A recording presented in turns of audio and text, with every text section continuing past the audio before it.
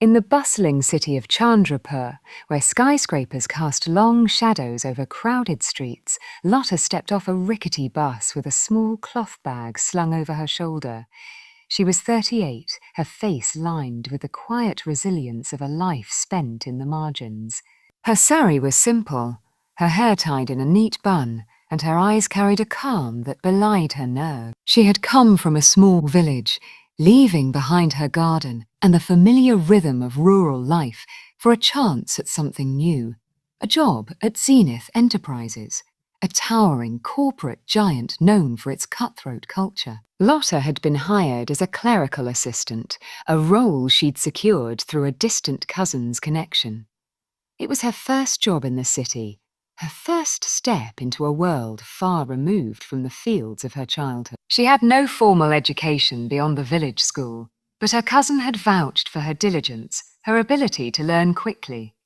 The job was simple: file documents, manage schedules, answer calls. To Lotta, it was a lifeline, a way to support her aging mother and send money back to her village. The Zenith office was a maze of glass and steel, its air-conditioned halls humming with ambition. Lotta arrived early, her hands clasped tightly as she navigated the polished corridors. Her supervisor, Mr. Sharma, a sharp-eyed man with a penchant for efficiency, barely glanced at her when she introduced herself. "Be quick, be accurate," he said, handing her a stack of files. Mistakes aren't tolerated here." Lotta nodded, her voice soft. "Yes, sir." The day began smoothly. She sorted files, answered phones with a polite Zenith Enterprises. "How may I help you?" and shadowed a colleague to learn the system. But by noon, the pace quickened. The office buzzed with a major client meeting, and Lotta was tasked with preparing documents for the boardroom. Her hands, steady when planting seeds or threading a needle, fumbled under the pressure of unfamiliar software and urgent demands. The boardroom was a sea of suits and stern faces. The client, a multinational firm, had sent a delegation to finalize a deal worth crores.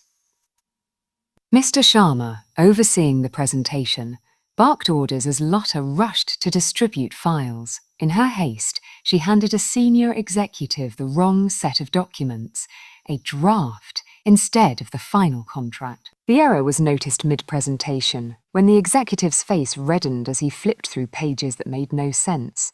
The room fell silent. Mr. Sharma's eyes narrowed. "Who prepared this?" he demanded.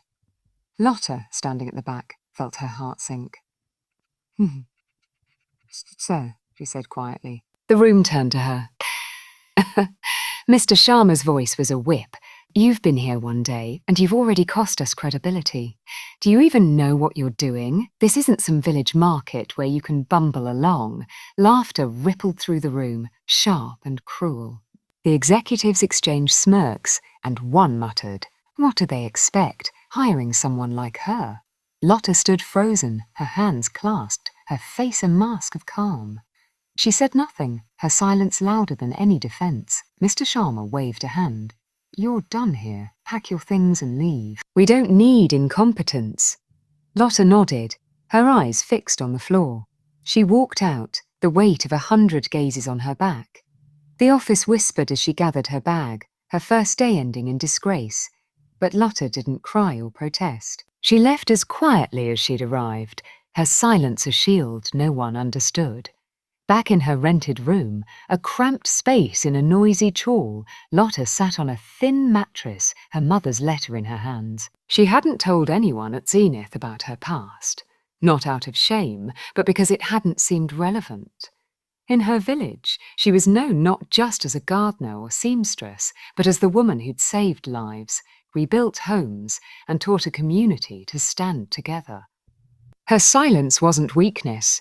It was the quiet strength of someone who'd faced far worse than a boardroom's scorn. Years ago, Lotta's village had faced a crisis.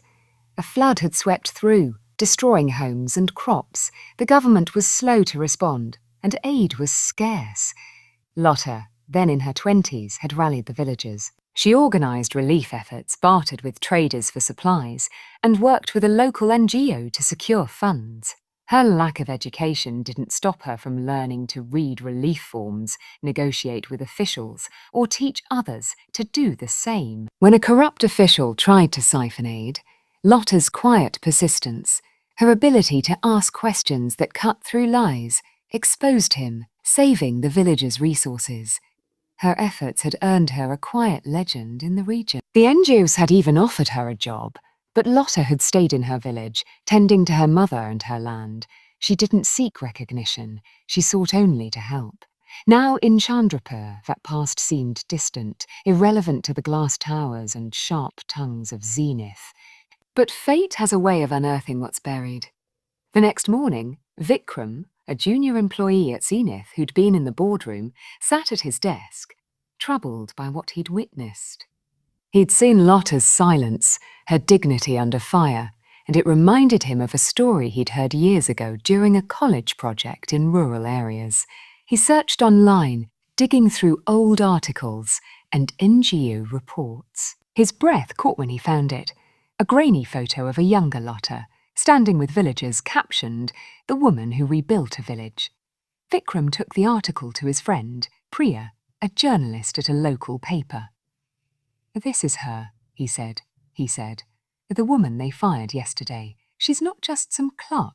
Priya's eyes widened as she read. "This is huge. Why didn't she say anything?" Vikram shrugged. Maybe she didn't think it mattered. Ria's article hit the newsstands 2 days later, headlined, "Zenith Fires Hero, the woman who saved a village." It detailed Lotta's past, her leadership during the flood, her quiet courage, her selflessness. Social media amplified the story, with posts on X calling out Zenith's callousness. Hashtags like #JusticeForLotta trended, and the public's outrage grew. Protesters gathered outside Zenith's office, demanding accountability.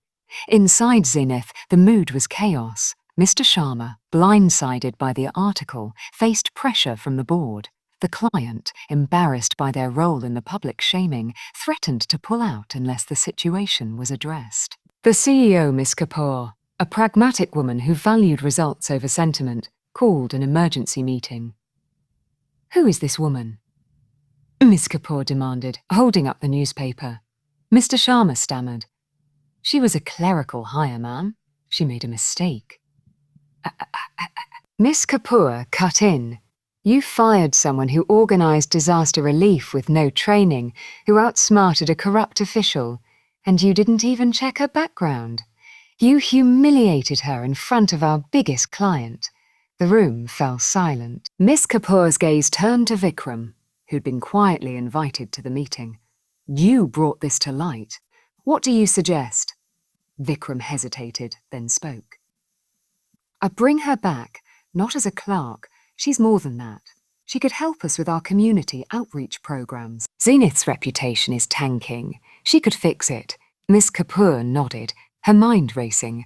Zenith had been planning a corporate social responsibility campaign to improve its image. Lotta, with her proven track record, could be the key. Lotta was in her room, packing to return to her village when a knock came. It was Vikram, with Miss Kapoor herself. Lotta stood surprised but composed as Miss Kapoor spoke. "Lotta, we made a mistake," Miss Kapoor said. "Our past shows you're capable of far more than we realised.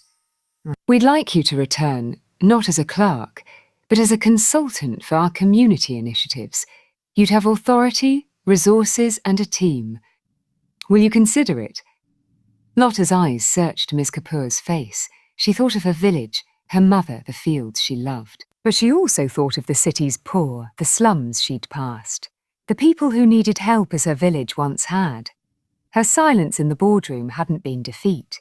It had been patience, waiting for the right moment. "I'll come," she said softly, "but I want to help the people here, not just Zenith's name." Miss Kapoor smiled, a rare warmth in her eyes. "Ideal."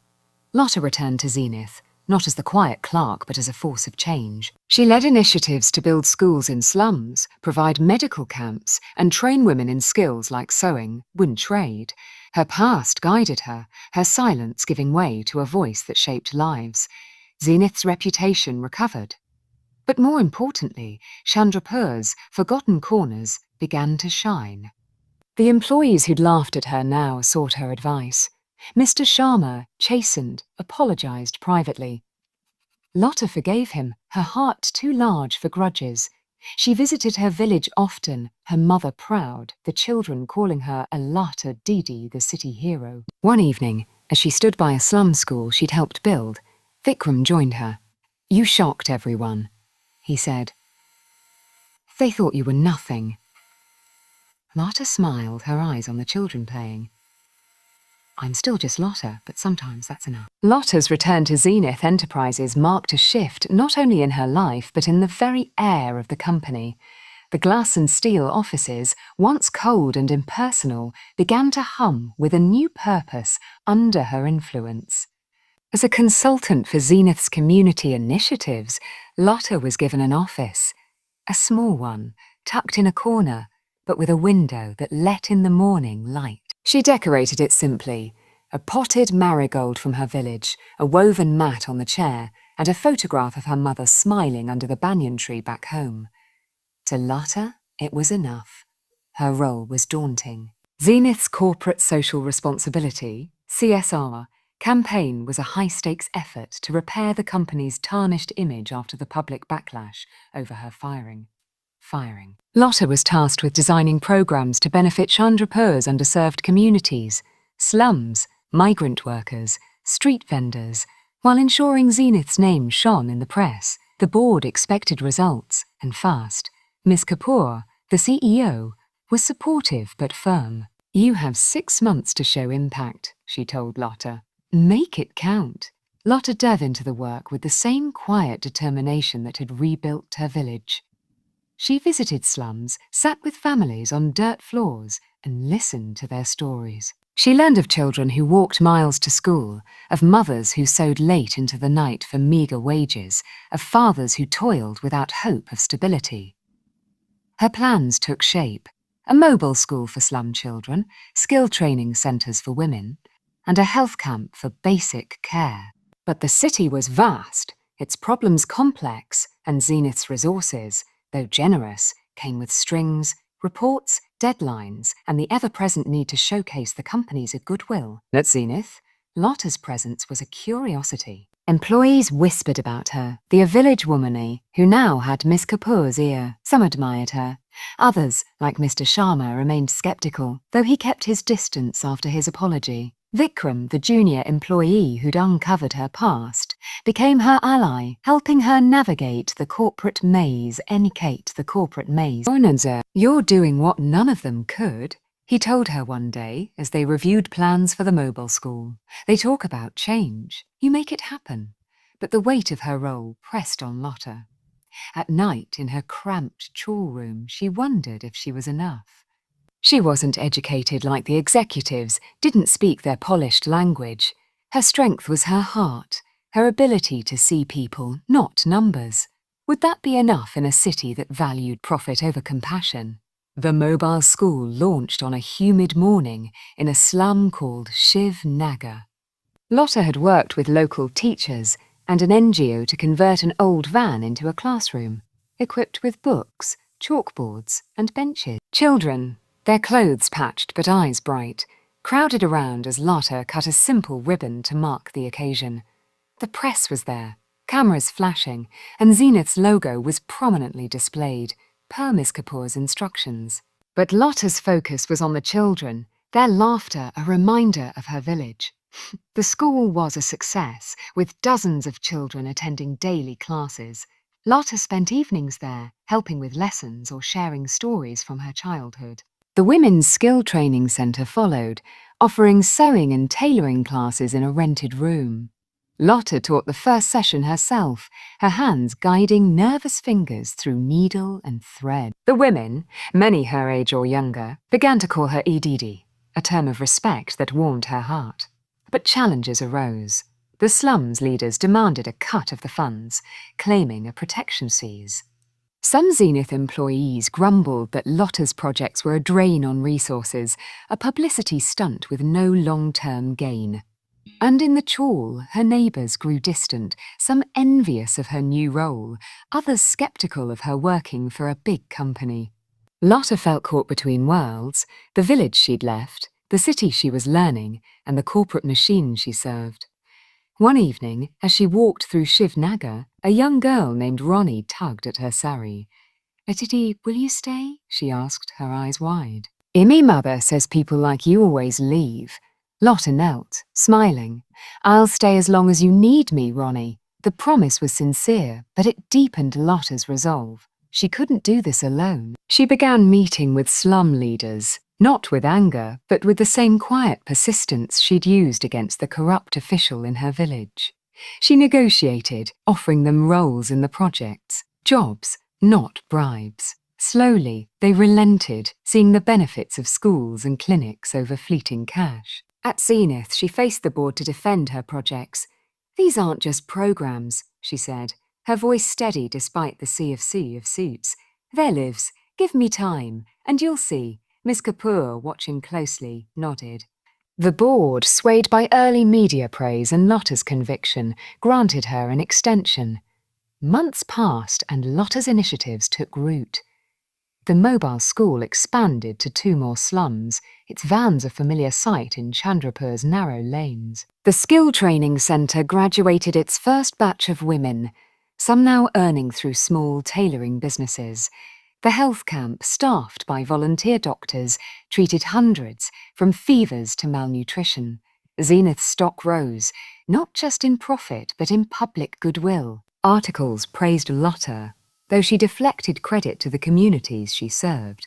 But the real change was in Shivnagar, the slum, once a place of despair, buzzed with hope. Parents formed a committee to maintain the school, women shared their new skills with neighbours, and children like Ronnie dreamed of becoming teachers or doctors. Lotta saw her village in them, the same resilience, the same strength in unity. Back at Zenith, attitudes shifted. Employees volunteered for Lotta's projects, inspired by her quiet leadership. Even Mr. Sharma, once her harshest critic, joined a health camp, his hands clumsy but willing as he distributed supplies. Vikram, now a close friend, teased her. "You're turning this company into a village latter D." Lotta laughed, a rare sound. A maybe that's not so bad. One evening, Lotta returned to her village for a visit. Her mother, frail but proud, embraced her. The children crowded around, eager for stories of the city. Lotta told them of Shivnagar, of Ronnie, of a school that moved on wheels. "You taught me to care for people," she told her mother later by the banyan tree. "I'm just doing what you did." Her mother smiled. "You're doing more, Lotta. You're showing the world what a simple woman can do."